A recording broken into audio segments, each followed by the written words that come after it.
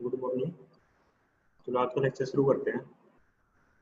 कल हमने मोड्स देखे थे, single mode, multi mode. Multi mode के अंदर आपके दो थे, स्टेप इंडेक्स और ग्रेडिएंट इंडेक्स। और जो सिंगल मोड है आज वो देखते हैं। छोटा सा टॉपिक है। देखो, जो आपका इससे पहले था, जैसे मल्टी मोड में, उसमें एक तो ये था कि भाई जो वायर थी आपकी फाइबर केबल की, इसका जो डायमीटर था वो ज़्यादा था एक तो। लेकिन सिंगल मोड में ऐसा नहीं होता। इसमें क्या है, आपकी एक पतली वायर होती है,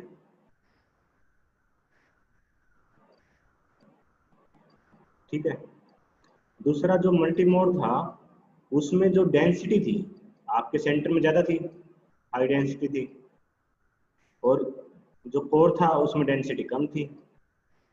तो जिससे क्या था, आपका जो रेज थी, वेव थी लाइट की फॉर्म में, वो इससे टकरा के वापस सेम मीडियम में ट्रेवल कर रही थी, इस टाइप से,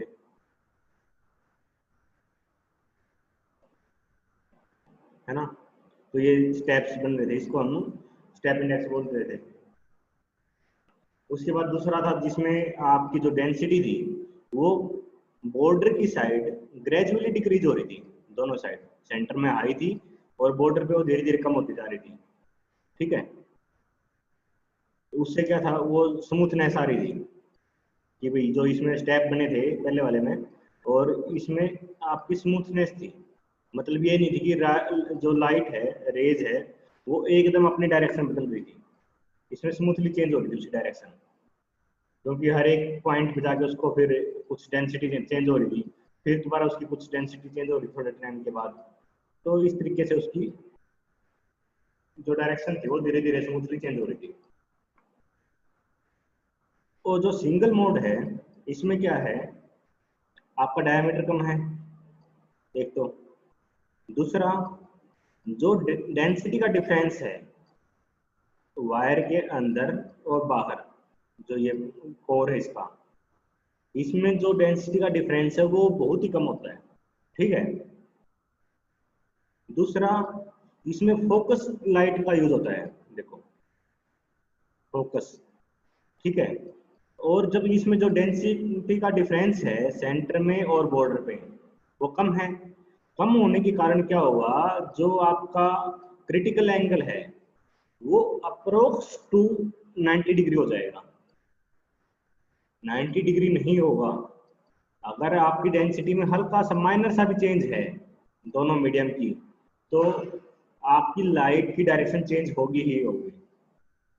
लेकिन इसमें क्या होता है कि डेंसिटी का डिफरेंस बहुत कम है, जिससे क्या है, जो क्रिटिकल एंगल है वो अप्रोक्स टू 90 डिग्री है, अप्रोक्स टू, उसका 89.9 हो, ठीक है।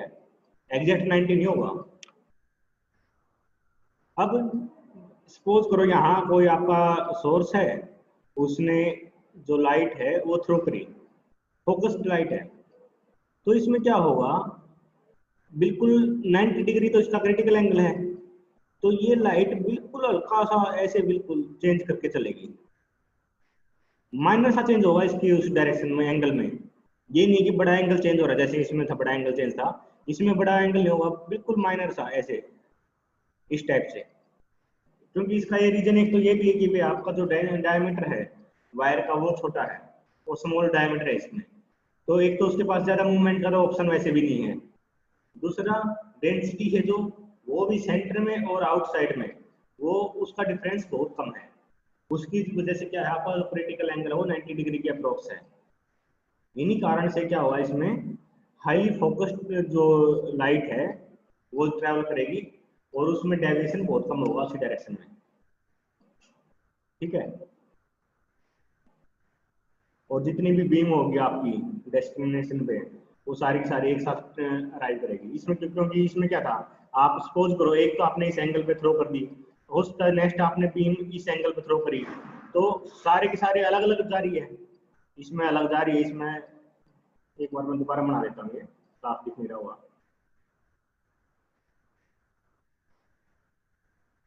जो मैं पीछे वाला केस बता रहा हूँ मल्टी मोड में, उसमें क्या था, सपोज करो आपने एक लाइट इस एंगल पे थ्रो करी, तो इसका जो पाथ है मान लेते हैं ये है, ये ऐसे ट्रेवल कर रही है। और दूसरी लाइट मान लेते हैं वो आपने थ्रो करी थोड़ा सा एंगल चेंज करके, थोड़ा सा एंगल चेंज करते ही क्या हुआ, इसकी डायरेक्शन मतलब जो पाथ है इसका वो चेंज हो जाएगा। और मान लेते हैं एक और आपने कोई लाइट है वो भी थ्रो करी, उसमें भी आपने हल्का सा चेंज कर दिया एंगल में, उसका पाथ ये हो जाएगा, है ना। सभी अपने अपने पाथ में ट्रेवल कर रहे हैं। लेकिन सिंगल मोड में क्या है, आपकी जो इतना तो ऑप्शन है ही नहीं आपके पास कि भी आप अलग अलग उस एंगल में थ्रो कर लो, तो लगभग सेम एंगल पे ही सारी लाइट ट्रेवल करेगी। मान लेते हैं ये एक लाइट थी, दूसरी लाइट आई, वो भी अप्रोक्स सेम ही एंगल पे आएगी, हल्का सा चेंज उसका बिल्कुल माइनर सा, लेकिन अप्रोक्स सेम ही होगा वो। ठीक है, वो सारी की सारी जो रेज है, बीम है, वो अराइव करेगी जो डेस्टिनेशन पे, वो सारी की सारी एक साथ अराइव करेगी। ठीक है, ये है आपका सिंगल मोड। सबको समझ में आया?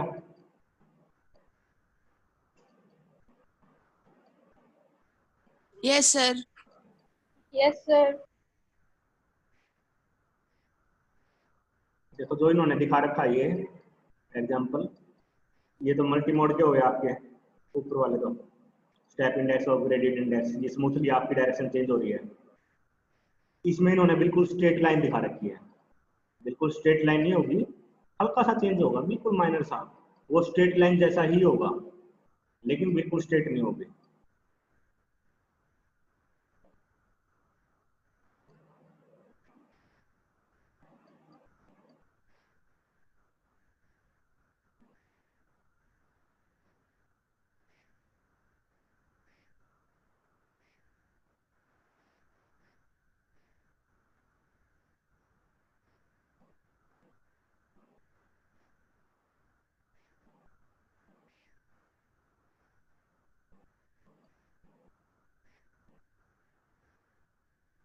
एप्लीकेशन देख लेना।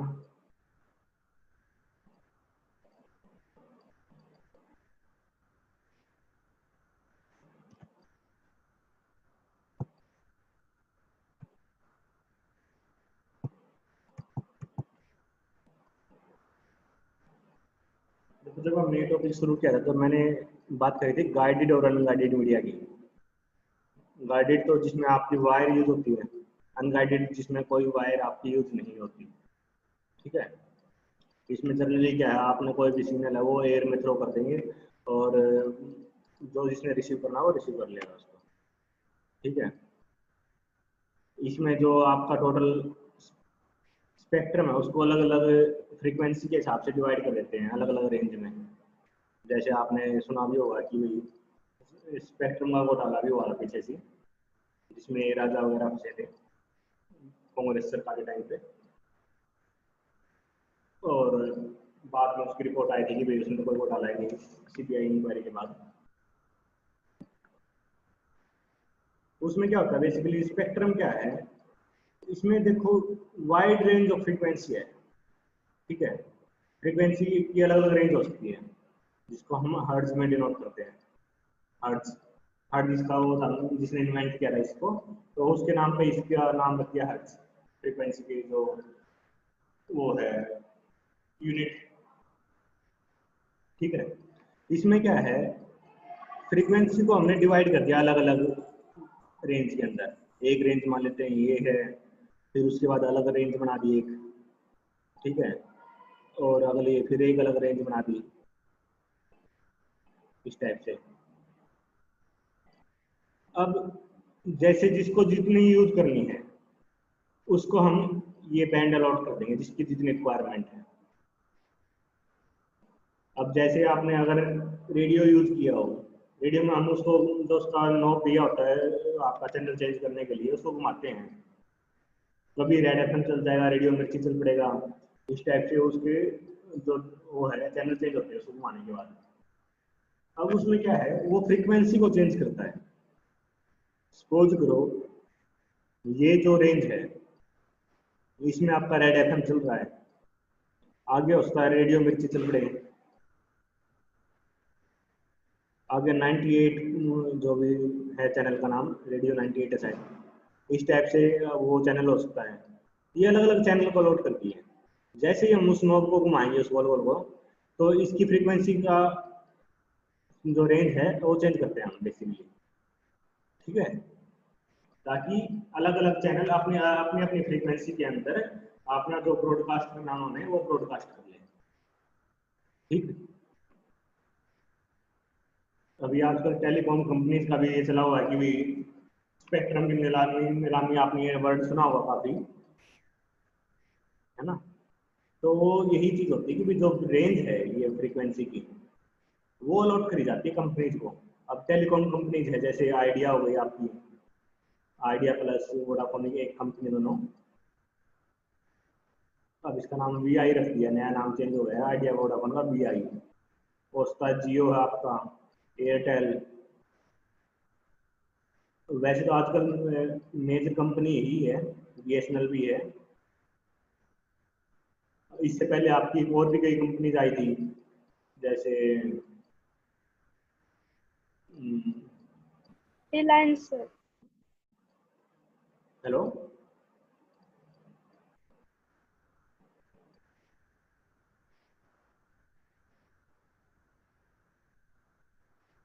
वीडियोकॉन की भी अपनी एक कंपनी आई थी पहले, रिलायंस का भी था। रिलायंस और ये रिलायंस दोनों अलग थी, ये अनिल अंबानी की थी और ये मुकेश अंबानी की है जियो। रिलायंस थी जो अनिल अंबानी वाली, वो बंद हो चुकी है, इसने अपनी सर्विस बंद कर दी है घाटे की वजह से। अब जो स्पेक्ट्रम इन कॉलर था रिलायंस को, वीडियोकॉन को, वो क्या हुआ, अब ये कंपनी यूज कर रही है, आइडिया वोडाफोन जियो एयरटेल, ये आपस में जो भी इनका डील होगी उसके हिसाब से ये इनका स्पेक्ट्रम अब ये कंपनी यूज कर रही है। ठीक है, क्योंकि अब मान लेते हैं कि इन कंपनीज को, रिलायंस को, वीडियोकॉन को, इनको भी तो स्पेक्ट्रम अलॉट हुए थे, लेकिन अब जब कंपनी ने काम करना बंद कर दिया वो स्पेक्ट्रम वेस्ट जा रहा है, तो उन्होंने वो स्पेक्ट्रम बेच दिया दूसरी कंपनीज को। ठीक है,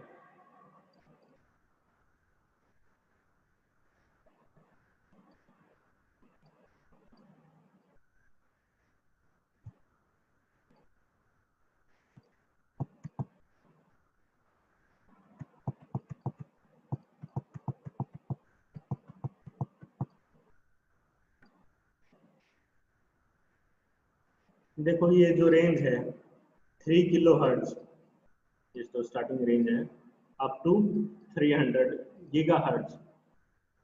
तो इसको हम रेडियो वेव या माइक्रोवेव भी बोलते हैं।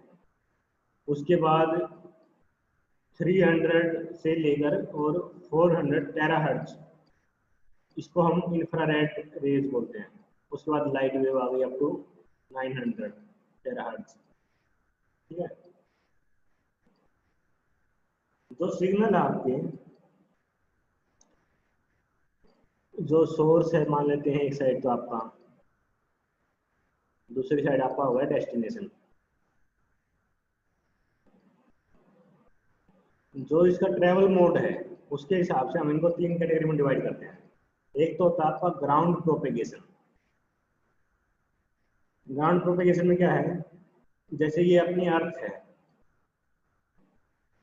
जो सिग्नल होगा वो इस सरफेस के पैरेलल ट्रेवल करेगा, ऐसे सरफेस के साथ साथ, अर्थ की सरफेस के साथ, इसको हम ग्राउंड प्रोपेगेशन बोलते हैं। दूसरा होता है स्काई प्रोपेगेशन। स्काई प्रोपेगेशन में क्या होता है कि जो सिग्नल है वो ऊपर थ्रो करा जाता है अपर डायरेक्शन में। ऊपर आयनोस्फीयर लेयर होती है अपनी, और उन आयन से टकराने के बाद जो आपका सिग्नल है वापस रिवर्ट बैक होगा अर्थ की साइड, और यहाँ पर आपका जो डिवाइस लगे होंगे वो उसको कैच कर लेंगे। ठीक है। और एक है line of site propagation. Line of site propagation में क्या है, सोर्स और डेस्टिनेशन ये आपका एक ही डायरेक्शन में होंगे। ठीक है, बिल्कुल स्ट्रेट। सोर्स ने कुछ सेंड करना है, मान लेते हैं ये सोर्स है, ये आपका डेस्टिनेशन है। सोर्स ने कुछ सेंड करना है तो डायरेक्ट डेस्टिनेशन की डायरेक्शन में वो ट्रांसमिट कर देगा अपना सिग्नल। ठीक है।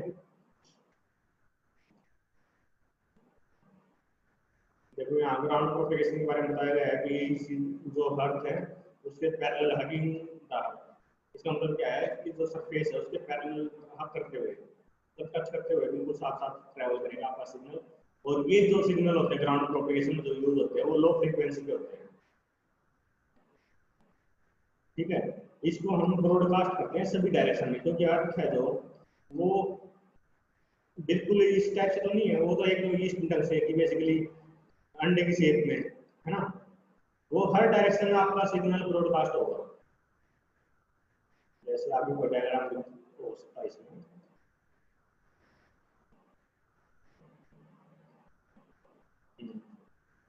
देखो जैसे ये अर्थ आपकी, यहाँ कोई आपका एंटीना लगा हुआ है, इसमें क्या है सिग्नल हर डायरेक्शन में भेज दिया, इस साइड भी, इस साइड भी, ये ऐसे हर डायरेक्शन में। ऐसे ही परली दूसरी साइड हो गया अपोजिट डायरेक्शन में इसके। ठीक है। तो ये 360 डिग्री में वो आपका जो सिग्नल है उसको ट्रांसमिट कर देगा।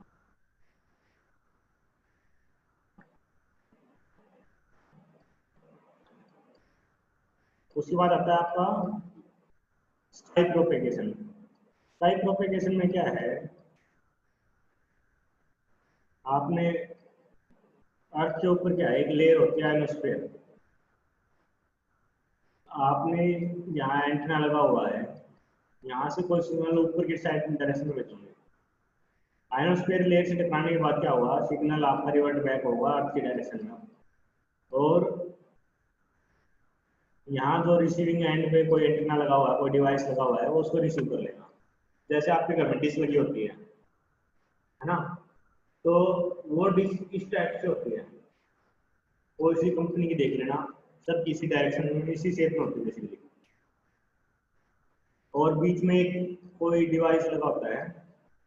ठीक है, इस टाइप से। इसमें हो क्या रहा है, यहाँ से सिग्नल आपका आयनोस्फीयर में जा रहा है, और उससे टकराने के बाद सिग्नल आपका इस टाइप से आएगा।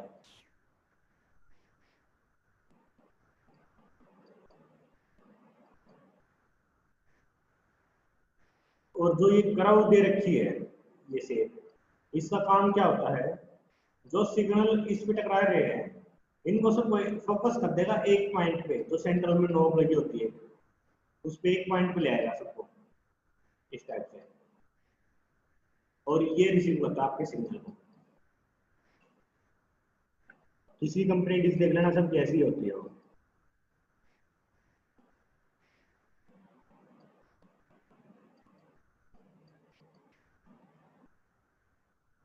इसकी जो फ्रीक्वेंसी की जो रेंज है वो थोड़ी सी ज्यादा होती है आपकी जो अर्थ प्रोपेगेशन है उससे। उसके बाद आता है line of site of propagation. Line of site में क्या है, हाई फ्रीक्वेंसी की रेंज होती है पहले तो। ठीक है। और ये आपके एंटीना दोनों एक सीध में होंगे, एक ने सेंड किया दूसरे ने रिसीव कर लिया। ये कम डिस्टेंस ट्रेवल करते हैं, सबसे ज्यादा डिस्टेंस ट्रेवल करते हैं ये लो फ्रीक्वेंसी वाले सिग्नल। उसके बाद ये लाइन है आप स्काई प्रोपेगेशन, फिर आयनोस्फीयर में जो sorry line of site propagation जो ये कम डिस्टेंस ट्रेवल करते हैं।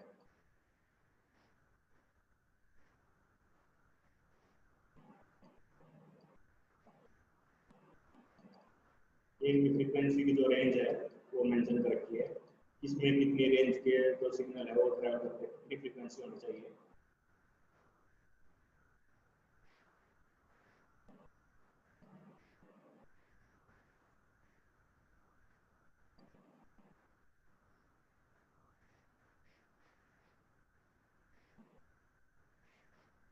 देखो जो वायरलेस ट्रांसमिशन है, इसमें हम जो वेव है उसको 3 कैटेगरी में डिवाइड कर रहे हैं, रेडियो वेव, माइक्रोवेव और इंफ्रारेड।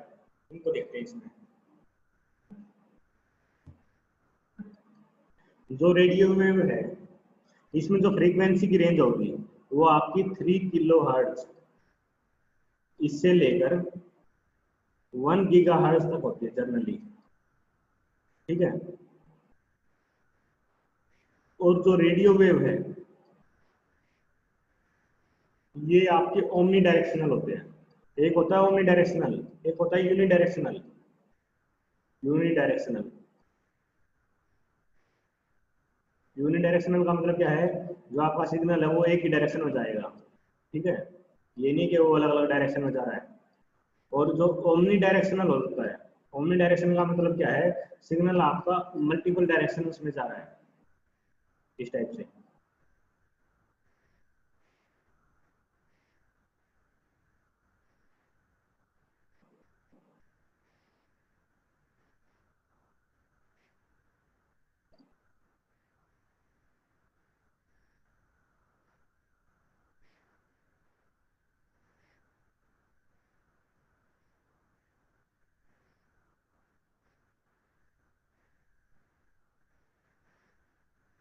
अब देखो, जो ओमनी डायरेक्शनल जो सिग्नल होते हैं उनका एक डिसएडवांटेज भी क्या है।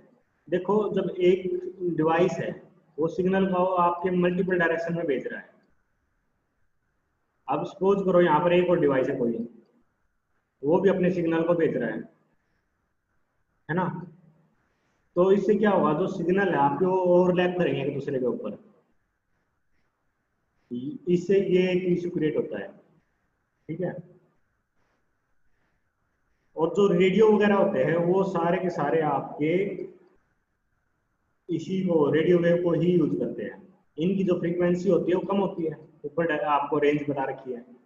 जो कम फ्रीक्वेंसी की आपके जो वेव होती है वो आपकी दीवार को पेनिट्रेट कर लेती है। तभी तो आपको घर के अंदर बैठ के भी रेडियो सुन के जो भी गाने वगैरह कोई न्यूज सुन रहे हो वो आपको सुनाई देते हैं। जितनी ज्यादा फ्रीक्वेंसी होती जाएगी वो पेनिट्रेट नहीं कर पाएगी वॉल को, ठीक है। कम फ्रीक्वेंसी हाई पेनिट्रेशन, सिंपली याद रखो। Low frequency high penetration.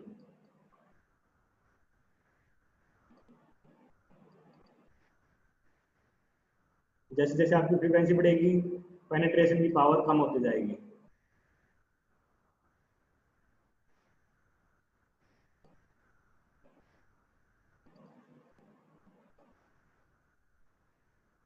फिर वो बता रखा कि भाई इसकी जो जो बैंड है, मतलब कौन सा चैनल किस उसमें ट्रायल, मतलब आपको किस चैनल में कौन सा बैंड देना है। इन्होंने यूएसए का एग्जाम्पल दे रखा, क्योंकि हो सकता है कि राइटर जो यूएसए का हुआ, लेकिन अपने यहाँ टेलीकॉम इंडस्ट्री है जो वो काम करती है कि भाई कौन से चैनल को कौन सी टेलीकॉम कंपनी को कितना बैंड देना है। वो उनकी बिडिंग करते हो, बेसिकली बिड लगती है, तो जितनी ज़्यादा बोली लगाएगा उस हिसाब से उसको स्पेक्ट्रम अलॉट हो जाता है।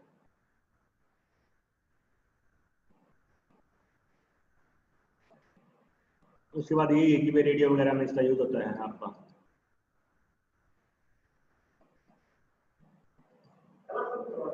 क्लास में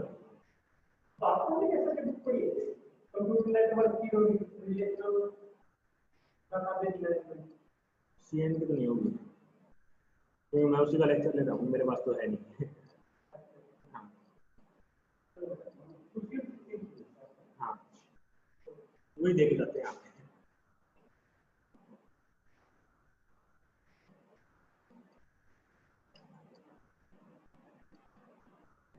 उसके बाद है अपना माइक्रोवेव। इसकी जो फ्रीक्वेंसी रेंज है 1 गीगा हर्ट्ज से अप टू 300 गीगा हर्ट्ज तक। और जो इसमें जो सिग्नल होते हैं वो आपकी यूनि डायरेक्शनल होते हैं, फोकस एक ही डायरेक्शन में जाएंगे, और सेंटर और रिसीवर आपको एक ही उस डायरेक्शन में आपको करना पड़ेगा। अब कई इसमें भी एक इशू भी आ जाता है कि भाई अगर आपने सेंटर और रिसीवर है वो एक ही डायरेक्शन में कर दिया, मान लिया ये आपका सेंटर है और ये आपका रिसीवर है, और सेंटर यहाँ से आपका सिग्नल भेज रहा है रिसीवर के लिए, अब सपोज करो बीच में कोई ऑब्स्टेकल है, पेड़ हो सकते हैं या कोई बिल्डिंग हो सकती है ना। तो आपको जर्नलिन की हाइट जो भी ऑब्स्टेकल बीच में है उनसे ज़्यादा रखनी पड़ती है। ठीक है, ये एक इशू आता है इसमें।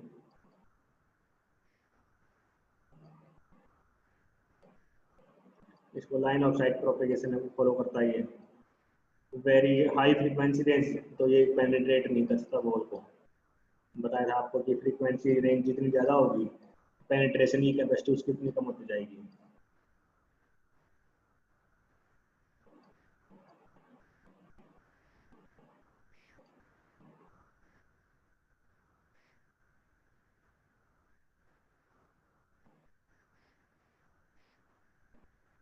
ये भी सेंटीना वगैरह दिखा रखा है इन्होंने कि भैया आपका डिवाइस है जो वो किस टाइप का होता है।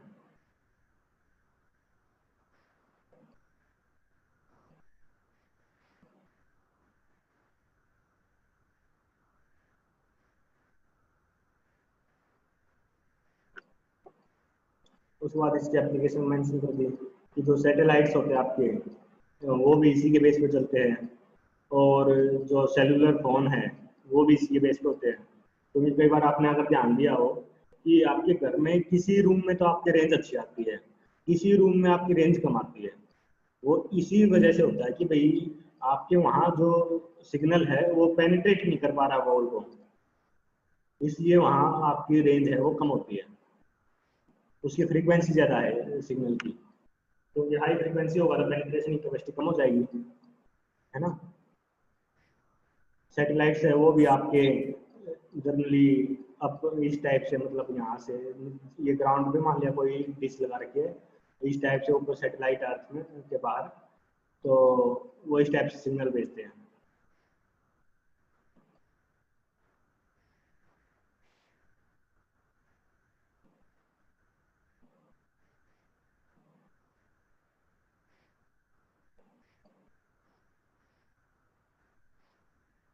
उसके बाद आता है आपका इंफ्रारेड वेव। इसकी फ्रीक्वेंसी बहुत ज़्यादा होती है आपके 300 गीगाहर्ट्ज से 400 टेराहर्ट्ज। ठीक है, और जितनी ज़्यादा फ्रीक्वेंसी होगी उतना ही वो कम डिस्टेंस ट्रेवल करती है, उतनी ही कम उसकी पेनिट्रेशन की पावर होती है। लो फ्रीक्वेंसी, लॉन्ग डिस्टेंस और हाई पेनिट्रेशन पावर, सिंपली याद रखो। लो फ्रीक्वेंसी, लॉन्ग डिस्टेंस और हाई पेनिट्रेशन।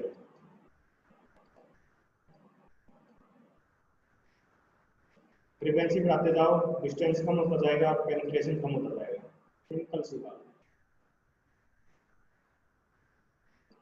इंफ्रारेड में क्या है, आपकी फ्रीक्वेंसी ज़्यादा है, फ्रीक्वेंसी ज़्यादा तो सिंपल सी बात है उसका डिस्टेंस कम होगा, वो पेनिट्रेट नहीं कर पाएगी दीवारों को, और घर के अंदर भी आपके सिग्नल हो सकता है कि आपके रिसीव ना हो। क्योंकि कई बार आपने देखा होगा कि आप किसी रूम में टीवी का चैनल चेंज कर रहे हो, कई बार अगर आपके बीच में कोई वॉल वगैरह नहीं है तो दूसरे रूम में भी वो काम करता है। ठीक है ना, अगर बीच में आपको क्लोज है बिल्कुल, दूसरे रूम में तो टीवी है उस पर असर नहीं पड़ता। उसका रीजन यही कि उसमें फ्रीक्वेंसी की जो रेंज है वो ज़्यादा है। अगर उसमें लो फ्रीक्वेंसी के हमने यूज कर लिया तो एक तो वो लो फ्रीक्वेंसी में क्या है, उसमें आपका रेडियो वेव, रेडियो वेव में क्या है, आप बेसिक टीवी की डायरेक्शन में ना भी कोई यूज करोगे, वैसे ही बटन दबा दिया तो भी आपका चैनल चेंज हो जाएगा। ये तो दिक्कत हो जाएगी, क्योंकि अगर बड़ा बड़ा बच्चे भी वैसे छेड़ दे बगैर टीवी की डायरेक्शन में करे, आपको चैनल चेंज हो रहेगा। इसलिए उसकी फ्रीक्वेंसी ज़्यादा है कि भाई आपको डायरेक्शन में यूज करना पड़ेगा, टीवी की डायरेक्शन में। और ये नहीं होगा कि भाई आप चैनल चेंज कर रहे हो पड़ोसी का रूम का चैनल चेंज हो जाएगा, है ना। ऐसा भी नहीं होना चाहिए, ये उनमें हाई फ्रीक्वेंसी यूज होती है।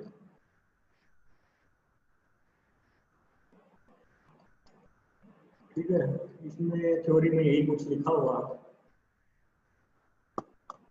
कि भाई शॉर्ट रेंज के लिए पेनिट्रेट नहीं कर सकता, एप्लीकेशन देख लो इसकी।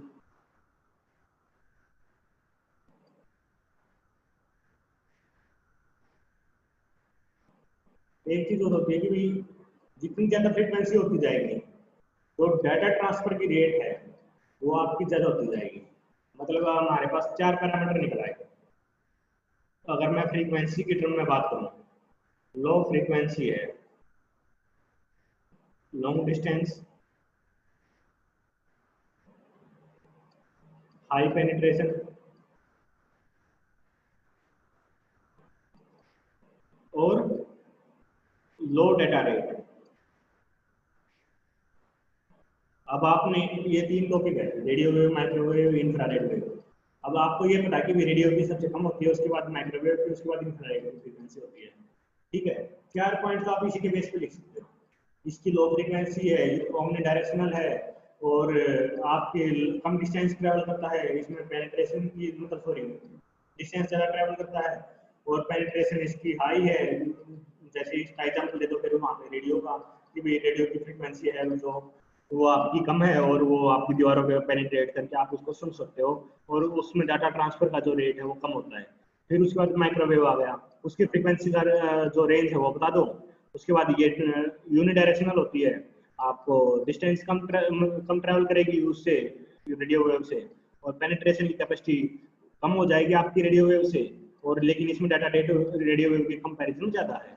फिर इंफ्रारेड, इंफ्रारेड में हाई होगी फ्रीक्वेंसी, लॉन्ग डिस्टेंस बिल्कुल कम ट्रैवल करेगी, हाई पेनिट्रेशन भी कम होगा और line of site propagation follow करती है क्योंकि आपका डिस्टेंस कम से कम ट्रैवल करना है। आपका एग्जांपल दे सकते हो रिमोट का, और यहाँ पर डाटा ट्रांसफर रेट है वो हाई होगी। समझ में आया ये टॉपिक सबको? Yes sir. कोई डाउट किसी को पूछो।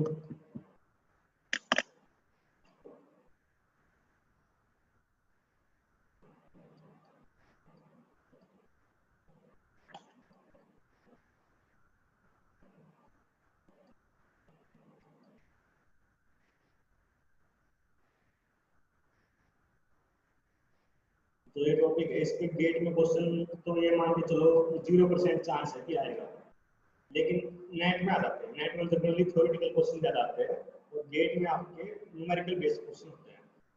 ठीक है, जिन्होंने आगे टीचिंग की ट्राई करनी है, नेट का पेपर देना है या एचटेट वगैरह पेपर देना है, तो थ्योरी को ध्यान से समझो कि किसमें क्या चीज है, किसमें क्या अंतर है, हर एक चीज आपको क्लियर होनी चाहिए।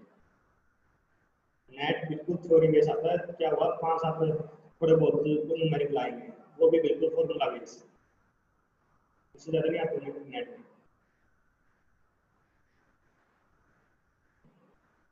तो गेट में आपके न्यूमेरिकल आते हैं, नेटवर्किंग में भी न्यूमेरिकल है, वो मैं आपको बताता हूँ।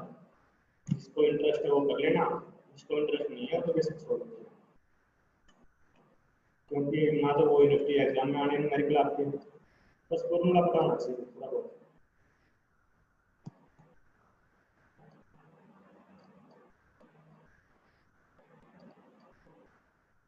कोई डाउट नहीं किसी को, या सिर्फ ज्वाइन करके फोन साइड में रख के चले गए?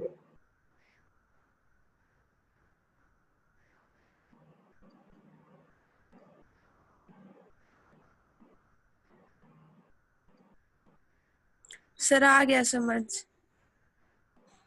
हाँ, एक दो बच्चे बोल रहा है पब्लिक कर, बाकी फोन साइड में रख के चले गए क्या?